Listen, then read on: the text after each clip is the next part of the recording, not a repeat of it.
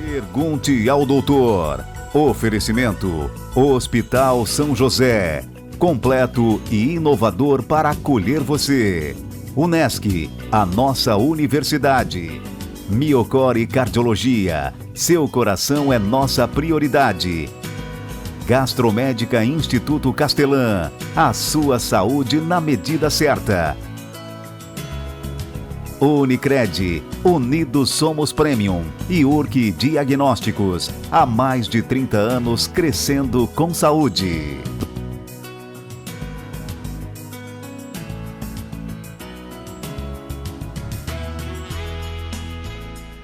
Olá, seja muito bem-vindo a mais um programa Pergunte ao Doutor através do nosso portal pergunteaodoutor.com.br, agora com muito mais conteúdo para você. O nosso canal no YouTube, Pergunte ao Doutor, aproveita, vai lá e te inscreve. Toda semana tem uma entrevista inédita para você e nós estamos aqui na RTV Criciúma, canal 19.1 digital.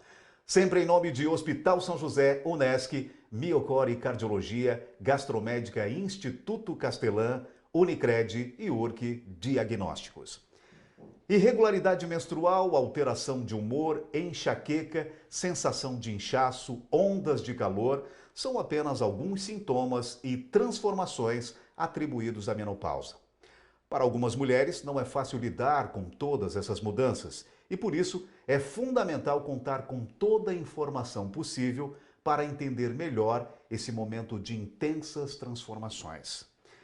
Muito bem, no programa Pergunte ao Doutor de hoje existe uma frase que diz assim: quem é vivo sempre aparece, porque já fazia bastante tempo que ela não aparecia por aqui, mas eu tenho a honra de reencontrá-la e entrevistá-la novamente, a minha amiga, doutora Beatriz Milanese, ela que é médica ginecologista. Doutora Bea, seja muito bem-vinda ao Pergunte ao Doutor. Fazia tempo, né?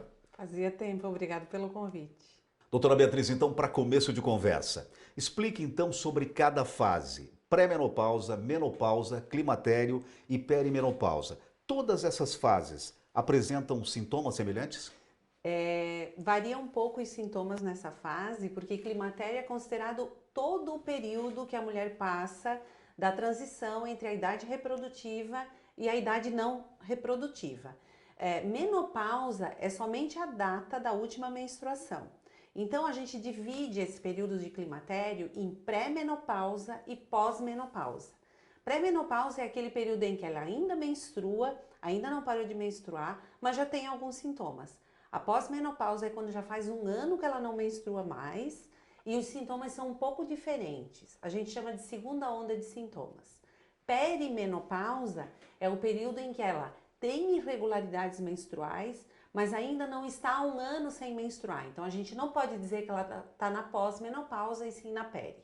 Os sintomas são diferentes. Os sintomas da pré geralmente incluem diminuição de libido, diminuição de regulação do sono, elas têm alterações de ritmo de sono, alterações de humor, irritabilidade, depressão e as ondas de calor, além da irregularidade menstrual. Lembrando que mais ou menos 60% das mulheres têm fogacho, que são as alterações os sintomas vasomotores, que chama.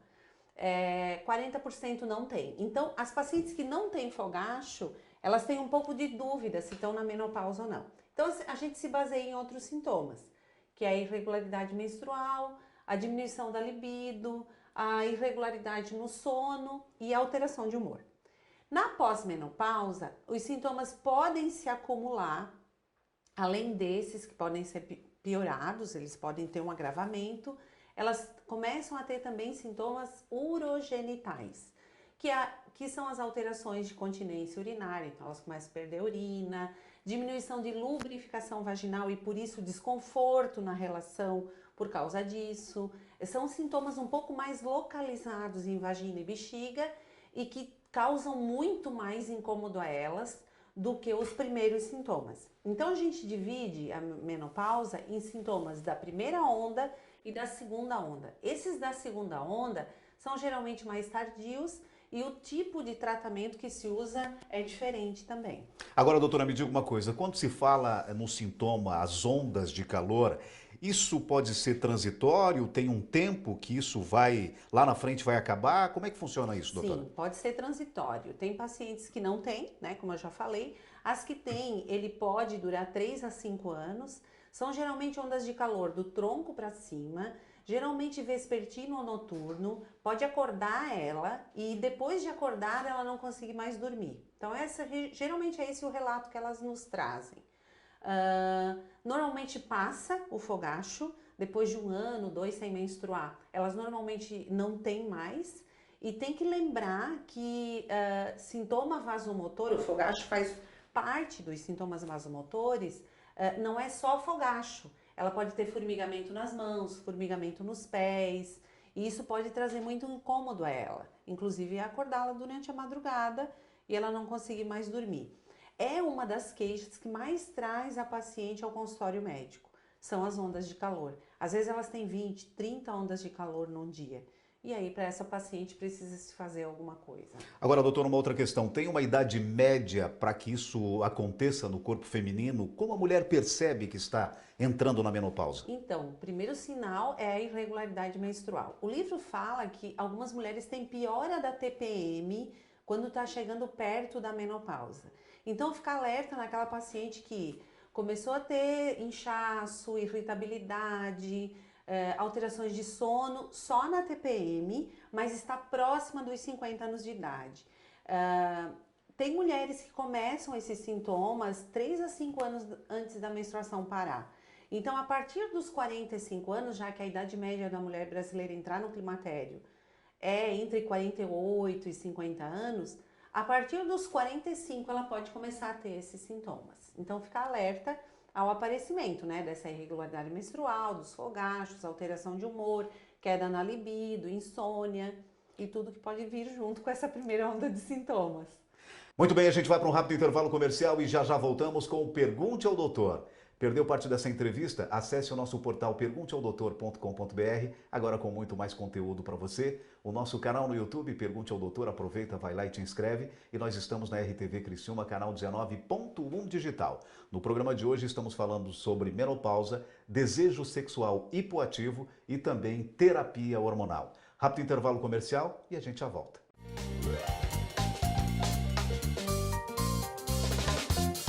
Leila, qual seria a orientação básica, então, da alimentação no caso de o paciente bariátrico ser intolerante à lactose ou celíaco? Pacientes, então, com alergia alimentar ou intolerância, eles podem sim realizar a cirurgia, vão passar por todas as etapas da dieta, como os demais pacientes, só que vão precisar sim da restrição de alguns alimentos, de alguns nutrientes, coisa que o paciente ele já está habituado desde antes da cirurgia. Até tem um fato curioso, que esses pacientes, eles acabam muitas vezes tolerando melhor, por exemplo, pacientes com intolerância à lactose acabam tolerando melhor leites e derivados após a cirurgia. Esse esporte é fantástico para a saúde. O ciclismo melhora o fôlego, reduz colesterol, controla melhor diabetes e hipertensão, não causa impacto articular. Melhora o retorno venoso pelo trabalho das panturrilhas, funcionando como um coração auxiliar. É uma forma saudável para emagrecer. Que bom, né? E acima de tudo, proporciona um bem-estar incrível. Agora um conselho: mantenha sua bike com boa sinalização e manutenção para evitar acidentes. E use sempre o capacete. Ô vó, quando que a gente pedala, o que acontece? A nossa saúde e a do planeta andam juntas.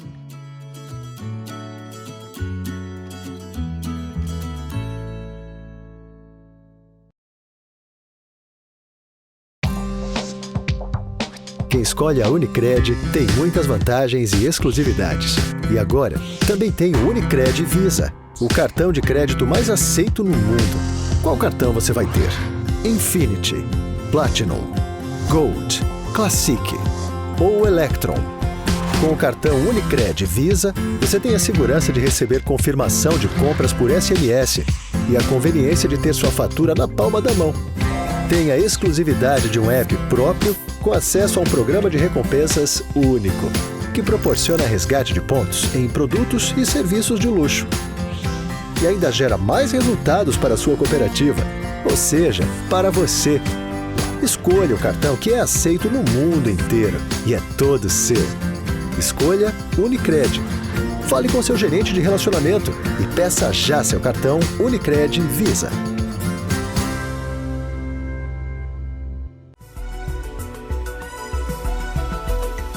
Muito bem, já estamos de volta com Pergunte ao Doutor e a minha convidada de hoje é a médica ginecologista, doutora Beatriz Milanese. No programa de hoje nós estamos falando especificamente sobre menopausa, desejo sexual hipoativo e também terapia hormonal. Doutora Beatriz, a pílula anticoncepcional ou outros métodos contraceptivos, como o DIU, por exemplo, aceleram a chegada da menopausa? Não, os métodos contraceptivos hormonais, eles podem mascarar sintomas. Então, a paciente que usa pílula, por exemplo, ela pode ter diminuição dos sintomas da TPM, ela pode ter um sangramento artificial que está vindo pelo método que ela está usando e não porque ela está no período reprodutivo. Então, tomar cuidado com a paciente que usa DIU que não menstrua ou usa alguma pílula contínua ou algo assim, porque ela pode ter já sintoma de climatério e os sintomas estão mascarados pelo uso do método, mas não que antecipe, não faz antecipar. Doutora, quais são as principais alterações no corpo e na vida da mulher depois que esse processo começa a acontecer? Além dos sintomas desagradáveis já mencionados, de que forma a menopausa afeta a saúde da mulher? Então, a gente falou só de coisa ruim, né? Parece que menopausa é um desastre na vida da mulher. O que se sabe é que, na verdade, o que acontece é que o ovário dela para de funcionar, né? E é o ovário o principal órgão produtor de estrógeno. Nós temos outras fontes no corpo produtoras de estrógeno, por exemplo, o tecido adiposo, mas não é um estrógeno de tão boa qualidade quanto o estrógeno ovariano. Então, a parada de produção de estrógeno ovariano marca o início dos sintomas da menopausa. Só que essa parada, ela não ocorre de repente. O ovário vai parando de funcionar aos poucos. Por isso que os sintomas vêm aos poucos também. Bom, a partir do momento que ela começa a desenvolver os sintomas, ela começa a desenvolver também alguns riscos a mais. Por exemplo, risco maior de doença cardíaca, né? Ela tende a acumular mais colesterol ruim, diminuir o bom. Então, são pacientes que precisam tomar muito cuidado com hábitos de vida, né? Se sabe, por exemplo, que o peso corporal dela tende a aumentar 10% na entrada da menopausa. Então, a gente está falando ali num período de 4 a 5 anos em que ela vai ganhar 10% do peso corporal se não fizer nada. Doutora, mas eu não mudei nada na minha vida e eu tô ganhando peso. É justamente porque tu não mudaste nada da tua vida que tu tá ganhando peso.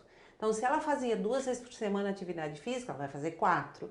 Se ela cuidava na alimentação 5 dias por semana, ela vai ter que cuidar 6 ou 7, para se manter igual. Então, tem que tomar cuidado com o metabolismo do colesterol, com o metabolismo da glicose. Se sabe que de cada 10 mulheres na menopausa, 8 vão adoecer de doença cardiovascular e não de câncer. Então, a gente atende normalmente paciente com pavor de câncer. Doutora, eu quero fazer minha mamografia, eu quero fazer meu preventivo, venho no ginecologista para, né, ter certeza de que está tudo bem.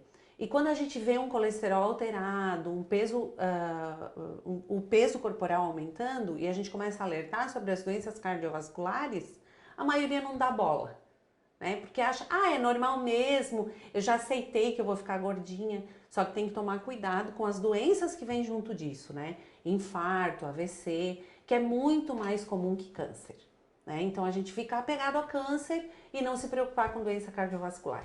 Isso é o principal erro da mulher que está entrando na menopausa. Ela perde a proteção que o estrogênio dá para doenças cardiovasculares e AVC. Então, você é patrocinado por uma clínica de cardiologia e a gente tem uma parceria muito boa com clínica de cardiologia, porque às vezes o ginecologista dizendo que ela precisa melhorar os hábitos de vida dela, tomar o medicamento para baixar colesterol, ela não acredita, né? A gente tem que encaminhá-la para um cardiologista e toda paciente no climatério tem que ter um cardiologista para chamar de seu, tá? Como tem o seu ginecologista, vai ter que ter o seu cardiologista, porque ela tem que ficar sendo monitorada de doença cardiovascular. E até mesmo porque, né, doutora, a gente sabe que a incidência de problema cardíaco na mulher, ela é muito mais grave do que em homem, né? Sim, porque ela normalmente ela negligencia, né? Como é mais comum em homem, a mulher ela começa a fazer essa alteração de colesterol, de glicose, ganhar peso e como ela tem as curvas e tal, e se valoriza por isso, acaba não dando bola para as doenças que vêm junto. Então, fora isso, o sobrepeso também pode trazer problemas de aumento de chance de câncer de mama, aumento de chance de câncer de endométrio. Outra coisa que é importante que a mulher na menopausa cuide é da parte emocional, né? E aí é que entra, eu acho que o link do próximo assunto que a gente vai conversar, porque é bem a fase da vida em que a mulher tem os filhos saindo de casa para estudar ou estão saindo da faculdade. Ela tem uma vida com o marido que às vezes estava direcionada para algum outro foco, né? E aí acaba se vendo do lado de um parceiro estranho para ela, né? Porque ela focou no trabalho, focou nos filhos. Então, a mulher tem que tomar muito cuidado com a parte emocional nessa fase da vida. É um momento de crise. E crise não significa coisa ruim.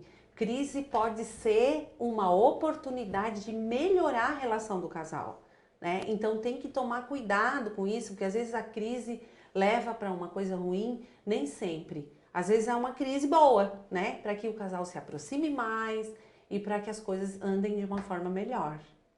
Olha, tá certo, a gente vai para um rápido intervalo comercial e já voltamos com o Pergunte ao Doutor. A doutora falou bem, no próximo bloco, não saia daí, a gente vai falar então sobre o desejo sexual hipoativo. Perdeu parte dessa entrevista? Acesse o nosso portal pergunteaodoutor.com.br, agora com muito mais conteúdo para você. O nosso canal no YouTube, Pergunte ao Doutor, aproveita, vai lá e te inscreve, aciona o sininho, dá um likezinho lá. E também nós estamos aqui na RTV Criciúma, canal 19.1 digital. Rápido intervalo comercial e a gente já volta. Olá! Como nós já havíamos comentado, o informativo do Hospital São José, ao longo das semanas, estará no Centro de Diagnóstico por Imagem da entidade para falar um pouco sobre exames, procedimentos realizados aqui. Eu converso então com o médico radiologista da entidade, Dr. Marlon, que vai nos falar sobre alguns procedimentos, hoje em especial sobre a angiotomografia. Doutor, conta pra gente, explica pra gente o que é a angiotomografia e para que ela serve. Bom, primeiramente eu quero agradecer o convite para participar desse seu programa. E a angiotomografia é um exame que a gente estuda os vasos do corpo humano, sejam artérias ou sejam veias. É um exame de alta tecnologia e nós temos um equipamento aqui, que é um equipamento, uma tomografia multislice, 128 canais, Sim. que é dedicado para fazer esse procedimento. Então, o paciente entra na máquina e a gente injeta o contraste, que é a substância opaca que vai fazer com que contraste toda a circulação do paciente, claro. Seja ela venosa ou seja ela arterial. Desta forma, a gente consegue estudar a permeabilidade dos vasos, o tamanho dos vasos, a presença de aneurismas, dissecções, tromboses venosas, uma série de doenças que externamente o médico clínico não consegue identificar muitas vezes. Sim. E a imagem é fundamental nesses casos. Esse exame ele demora, dói para fazer? Como é que acontece, doutor? Vocês falaram, né, que injeta ali o contraste, mas como é que ele é para o paciente? O paciente deita na maca, injeta o contraste por onde? Como é que conta pra gente esse contexto? Então, é necessário um acesso venoso periférico, geralmente uma veia anticubital. Tá. Né? E o contraste é injetado por uma bomba injetora, a uma velocidade compatível com o equipamento. Tá. O exame ele dá um certo desconforto, mas ele não é algo dolorido. Ele pode dar um pouco de calor no paciente, uma sensação de rubor na face, pode dar um pouquinho de náuseas também. Mas assim, ele é perfeitamente tolerável. Os pacientes suportam bem o procedimento, o exame. E ele é muito rápido. É uma questão de 10 a 20 segundos, você consegue fazer um exame desse aí. Que consegue diagnosticar vários tipos de problemas. Sim, vários tipos de problemas vasculares, de qualquer parte do corpo, inclusive. Pode ser no cérebro, pode ser no tórax, no abdômen, inclusive nos membros superiores e membros inferiores. Quando que esse exame é mais solicitado, doutor? O exame é mais solicitado pelos cirurgiões vasculares, né? Pelos angiologistas e pelos cardiologistas, né?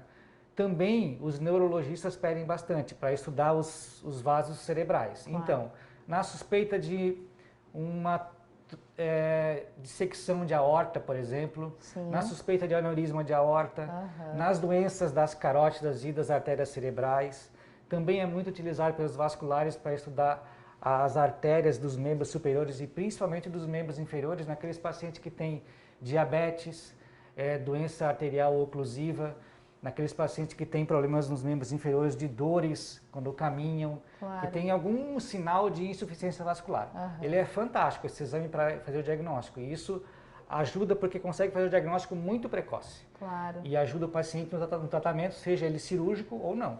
Perfeito. Então, esse exame, a angiotomografia, é disponível aqui no Centro de Diagnóstico por Imagem do Hospital São José. Doutor, eu agradeço mais uma vez a disponibilidade e a gente conversa certamente numa próxima oportunidade. Eu agradeço também e fico feliz por colaborar. O informativo do Hospital São José de hoje fica por aqui e na próxima semana a gente se encontra, claro, no Pergunte ao Doutor. Até lá! A vida profissional nos traz novos desafios a cada dia. Avance na sua carreira com a pós da Unesc. Mais de 50 opções de cursos com conceito máximo no MEC. Desenvolva suas habilidades, aumente seu network, participe de aulas dinâmicas com professores de alto nível e potencialize sua atuação profissional. Faça a pós-graduação Unesc, onde o futuro profissional é feito de propósito. Chama no WhatsApp 99915-0433. Já estamos de volta com o Pergunte ao Doutor e a minha convidada de hoje, eu tenho a honra de entrevistá-la, né? Eu disse aqui que já fazia tempo que ela não aparecia por aqui, doutora Beatriz Milanese. Doutora, dentre os inúmeros sintomas desagradáveis que podem surgir nesta fase, há também a redução da libido, diminuição da lubrificação vaginal, dor durante o ato sexual. Até que ponto a menopausa afeta o apetite sexual e a libido? O telespectador está esperando a tua resposta. Muito, afeta muito, né? Então essa queda na produção estrogênica vai fazer alterações ali locais, né? Na vagina, no clitóris, na região do canal vaginal também, mudando sensibilidade, mudando elasticidade da região e lubrificação. Então isso traz consequências, claramente traz. Só que essas alterações são progressivas. A gente vai ver no início menos alteração, né? E com o tempo de menopausa, 4, 5, 6, 10 anos após o início, né? Após a última menstruação, elas têm mais queixas. Quanto mais avançado quanto mais crônico é essa privação estrogênica que ela está sofrendo, mais ela vai referir esses sintomas, né? Mas o principal é desconforto na relação. Começa com queda na libido e evolui para desconforto na relação. Às vezes um desconforto tão importante que ela não consegue ter uma penetração sem um gel lubrificante ou mesmo com gel lubrificante. Então é nessas pacientes que a gente foca o tratamento local. Sempre lembrando que desejo sexual não tem só a ver com hormônios, né? A gente sempre atribui, então vamos fazer uma reposição e aí ela vai subir as paredes. Não é assim que funciona. A gente sabe que desejo sexual hipoativo é um conjunto de fatores que causam, né? A queda na produção do estrogênio é uma das causas, da testosterona também. Então, em alguns casos, vale repor esses hormônios para melhorar, mas a gente sabe que a resposta, os trabalhos mostram, né, que a resposta à reposição hormonal com estrogênio e testosterona para esse sintoma da queda na libido é de somente 10 a 15%. Então, se eu pegar 10 mulheres que têm essa queixa, que é a maioria que entra aqui no consultório, só uma ou duas vão responder à reposição hormonal. As outras 8 não vão responder. E por que que não respondem? Porque tem todo o resto. Tem a rotina do casamento, tem a síndrome do ninho vazio, os filhos saíram de casa, como eu falei. Ela é sedentária, ela se alimenta mal, ela é inflamada porque se alimenta mal também. Ela e o marido não têm hábitos de fazer coisas juntos. E isso tudo vai minando a relação, né? A gente tem que focar no emocional dessa mulher, no emocional desse casal e sair da zoninha de conforto. A tendência é a mulher nessa idade, eu falo porque a gente todo mundo tá nessa fase, né, Aguinaldo? Eu também tenho 47 anos, não tenho medo de falar, estou na pré-menopausa e percebo que ficar na zona de conforto, preguiça, é o que mais atrapalha, eu acredito, uma relação saudável. E tem muitas pacientes que eu atendo que dizem assim, doutora, eu me dou bem com meu marido, a gente se dá muito bem, eu gosto muito dele, eu gosto do sexo com ele, só não tenho vontade. Bom, aí eu faço a pergunta seguinte, você se compara com outra mulher da sua idade ou você se compara com ele? Porque se a gente for acompanhar a libido do parceiro, tu sempre vai achar que a tua tá baixa, né? Claro que uma vez por... Aí a frequência também vai depender do casal se acertar. Tem casal que tá tudo certo, uma relação por mês. Tem casal que tá tudo certo, uma por semana. Tem casal que tá tudo certo, uma por dia. O problema é quando os dois não conversam dessa frequência. Porque ela desejaria uma vez por mês e ele quer todo dia. Aí já não fecha. Certo. Então, frequência e qualidade são coisas diferentes e a mulher valoriza mais a qualidade. Uma relação sexual bem satisfatória para ela não precisa ser todo dia. Isso eu posso responder por todas as mulheres. Existem as exceções, né? É uma minoria, mas tem mulheres que têm desejo sexual uma vida toda. Mas a gente sabe que a maioria, nessa idade dos 45 em diante, começa a ter esse desejo sexual hipoativo. E aí tá focada no trabalho e foca em tudo menos na relação sexual do casal. Eu digo sempre que a gente não pensa nisso. Vocês têm o dia todo de estímulo visual, os grupos de WhatsApp, videozinho, fotinho, e a gente, estímulo sexual para a mulher, não tem o mesmo efeito que no homem. Nós precisamos de outros tipos de estímulo. Então, existe uma sexóloga brasileira da USP, a Carnita Abdo. Eu admiro muito o trabalho dela, porque ela desenvolveu um raciocínio diferente para a libido feminina. E eu acho muito válido esse raciocínio que ela desenvolveu, porque mostra que o ciclo sexual feminino é diferente do ciclo sexual masculino. Então, quando a gente começa a colocar todo mundo no mesmo barco e comparar todo mundo entre si, vai dar problema, porque as pessoas não são iguais. Bem, doutora, então, para finalizar nossa entrevista, a reposição hormonal é obrigatória e indicada para todas as mulheres? Não, nem todas as mulheres podem usar a reposição hormonal.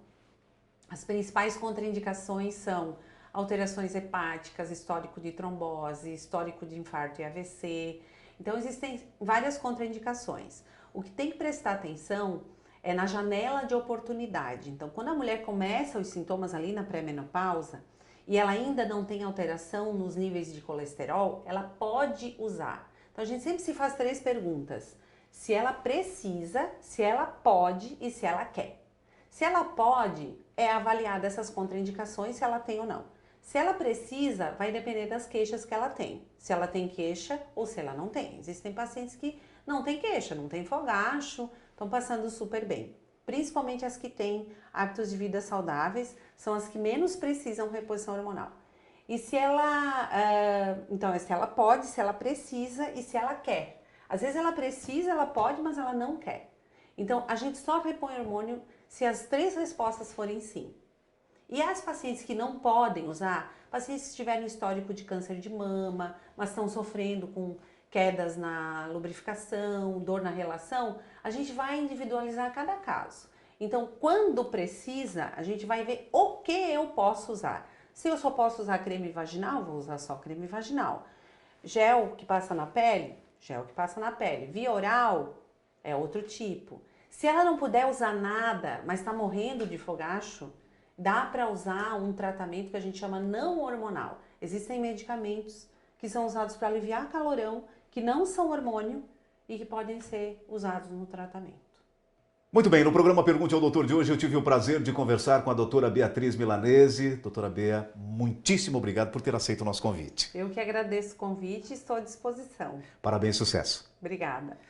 E o programa Pergunte ao Doutor vai ficando por aqui. Se você quiser rever essa e outras entrevistas, acesse o nosso portal pergunteaodoutor.com.br, agora com muito mais conteúdo para você. O nosso canal no YouTube, Pergunte ao Doutor, aproveita, vai lá e te inscreve. Toda semana tem uma entrevista inédita para você e nós estamos aqui na RTV Criciúma, canal 19.1 digital. Lembrando sempre que estamos em nome de Hospital São José, Unesc, Miocore e Cardiologia, Gastromédica Instituto Castelã, Unicred e URC Diagnósticos. Mais uma vez, Muito obrigado pela sua audiência e até semana que vem com mais um Pergunte ao Doutor, o canal direto para a sua saúde. Até lá! Pergunte ao Doutor. Oferecimento: Hospital São José. Completo e inovador para acolher você. Unesc, a nossa universidade. Miocore Cardiologia. Seu coração é nossa prioridade. Gastromédica Instituto Castelã. A sua saúde na medida certa. Unicred, Unidos Somos Premium e Urque Diagnósticos, há mais de 30 anos crescendo com saúde.